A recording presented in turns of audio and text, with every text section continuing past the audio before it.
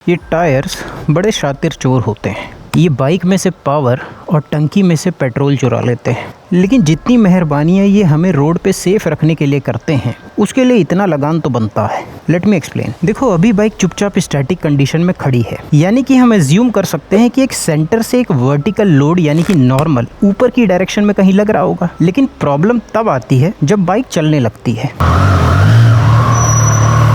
उस dynamic condition में हो क्या रहा होता है कि जो टायर पे लगने वाला वर्टिकल फोर्स है वो थोड़ा सा राइट में लगेगा। अब ऐसा होता क्यों है? ऐसा इसलिए होता है क्योंकि टायर्स जो हैं वो एक विस्को इलास्टिक मटेरियल होता है, और जब हम डायनेमिक कंडीशन में आगे चल रहे होते हैं उस समय पे ये डिफॉर्म होते हैं और लीडिंग एज और ट्रेलिंग एज के बीच में डिफरेंटली बिहेव कर रहे होते हैं। उस डिफॉर्मेशन की वजह से कॉन्टैक्ट पैच पे जो डिस्ट्रीब्यूशन है प्रेशर का वो सिमेट्रिक नहीं रहता। अब क्योंकि कॉन्टैक्ट पैच पे प्रेशर का डिस्ट्रीब्यूशन जो है वो एसिमेट्रिक है, इसलिए जो नेट फोर्स है वो थोड़ा सा राइट में लगेगा। अब ये फोर्स सेंटर के अबाउट एक मूवमेंट जो है वो इस डायरेक्शन में देने लगेगा, यानी जिस डायरेक्शन में बाइक जा रही थी ऑलरेडी उसके अपोजिट डायरेक्शन में।